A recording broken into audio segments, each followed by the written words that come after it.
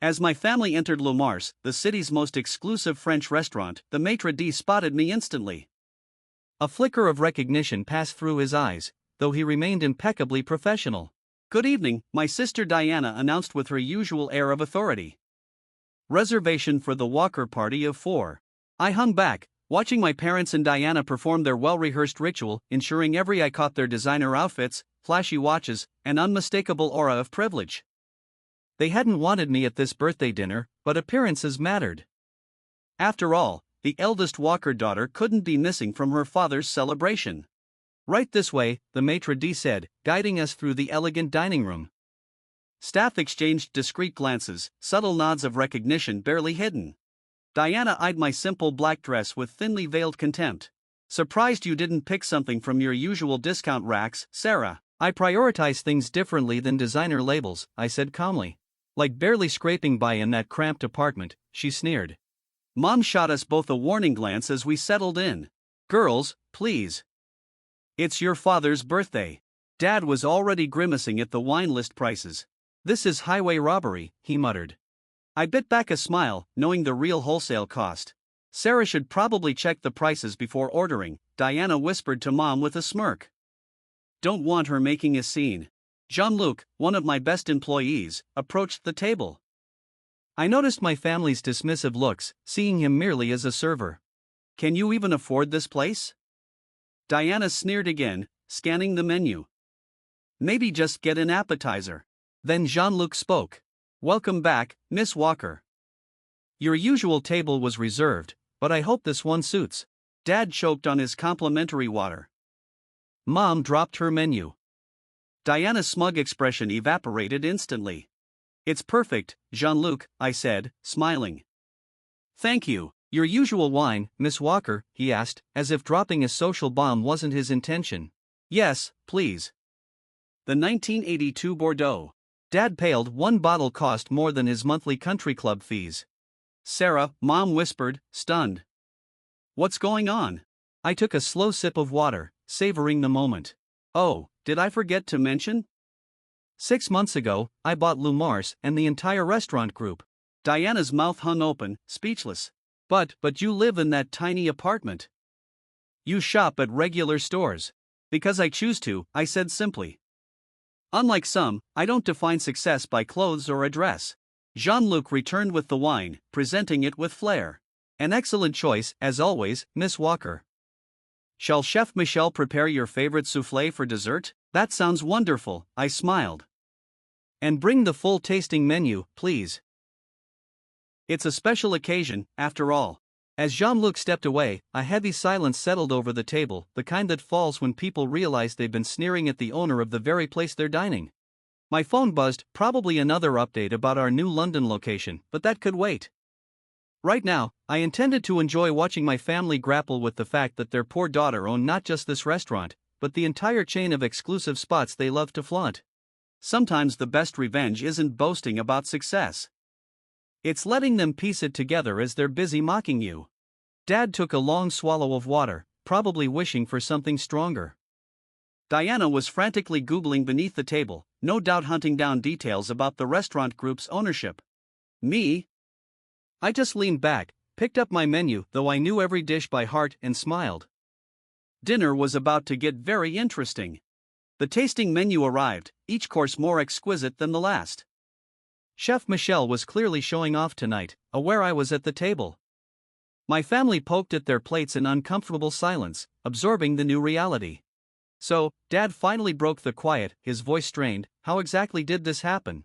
I took a slow sip of the perfectly aged Bordeaux. "Remember that wasteful MBA you refused to pay for?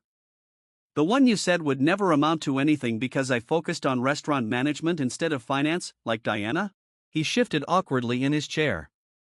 Diana suddenly found her foie gras fascinating. "It turns out there's a market for revolutionizing high-end dining," I continued. "My company now owns 32 restaurants across 3 continents." Mom's fork clattered onto her plate. 32, including Le Cirque in New York, Lane 1 in Paris, and that little place in London where you celebrated your anniversary last year, I added casually. "The very one you bragged about getting impossible reservations for." Diana's face flushed red. That's why they seated us right away when I mentioned the Walker name. Indeed, I said with a smile. Though you might want to be nicer to the staff there, they tend to share everything with me. Jean-Luc returned with the next course, a perfectly seared scallop dish not even on the regular menu. Chef Michel's latest creation, he announced. He'd appreciate your thoughts before adding it permanently, Miss Walker. I caught Dad silently calculating the value of my empire, the same man who once told me I was wasting my potential on restaurants instead of joining his investment firm. The London location opens next month, I mentioned, savoring the scallop. We're fully booked for the first 3 months. London? Mom's voice barely above a whisper. But you said you couldn't afford to join us on the London trip last summer. I was there, I replied, overseeing the restaurant's construction. I just stayed in my penthouse instead of the family hotel.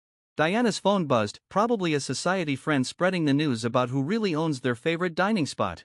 Is that why you never moved into a bigger apartment? Or bought designer clothes? She asked. I choose to invest in what matters, I said. Like paying my staff the highest wages in the industry, offering health insurance and education benefits, building something meaningful instead of just showing off wealth. The sommelier appeared with another bottle of wine.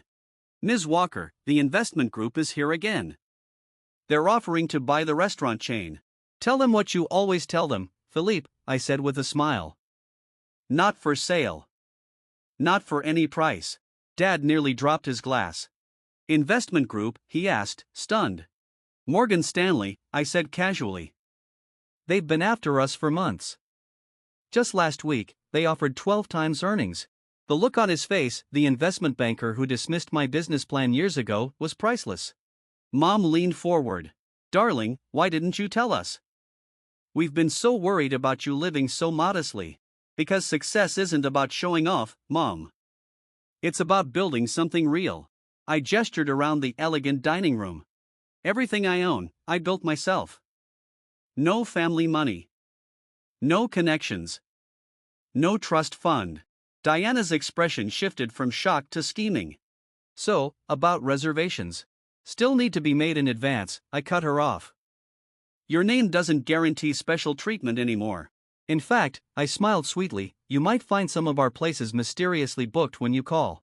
The dessert cart arrived, Chef Michel's famous soufflé paired with a vintage port worth more than Diana's designer purse. Happy birthday, Dad. I raised my glass. Consider dinner my treat.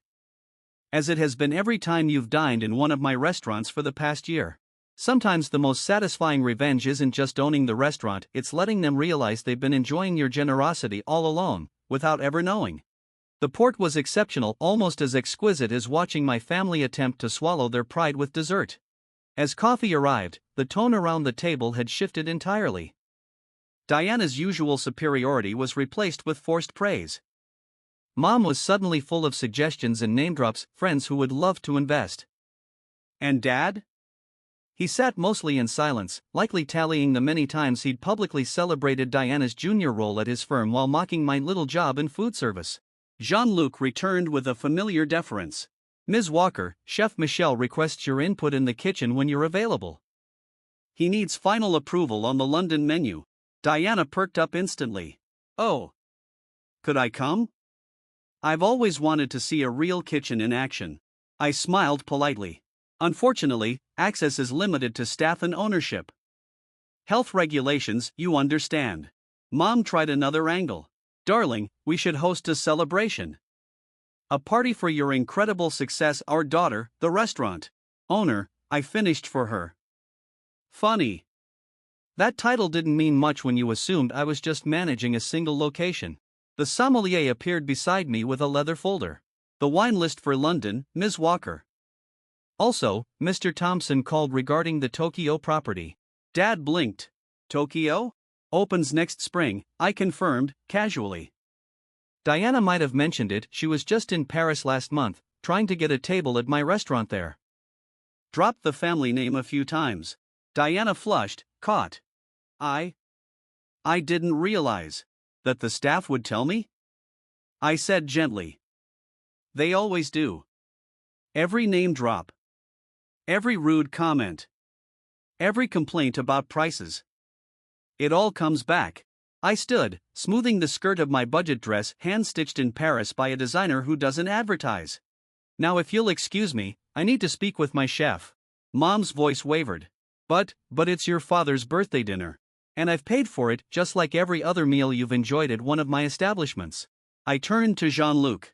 Please make sure my family is taken care of. And add the usual gratuity to their bill. Their bill? Diana gasped. Of course, I said, smiling. Just because I own the place doesn't mean dinner is free. That wouldn't be good business, right, Dad? In the kitchen, Chef Michel greeted me with his usual warmth. He walked me through the new dishes for London, his passion evident in every detail. As we reviewed wine pairings and plating concepts, I glanced through the viewing window. My family was huddled together, talking quietly, their expressions shaken. My phone buzzed. A message from Diana, I'm sorry. For everything. For how we treated you. Then Mom, we were wrong. So wrong. And finally, Dad, I never saw it, your vision, your potential. Can we talk? Please? I typed one response, sent to all three. Reservations required. 3-month waitlist. No exceptions. Then I turned back to the menu, the craft, the empire, the life I had built while they weren't watching. That night, I returned to my apartment, not the tiny shoebox they imagined, but the entire top floor of my building. Minimalist by choice. Quiet. Mine. On my wall hung a framed review from the week I purchased Lumars. Unknown buyer revives struggling restaurant, launches culinary renaissance. Unknown. Underestimated. Unstoppable. I picked up my phone and sent one final message to my family. Next time you judge someone's worth, remember, they might just own the ground you're standing on. Then I opened my laptop and resumed work on the Tokyo expansion. Because success isn't about proving others wrong. It's about proving yourself right again and again. And sometimes, the sweetest thing on the menu isn't a vintage port or the perfect souffle. It's the moment they realize they've been dining on your success all along.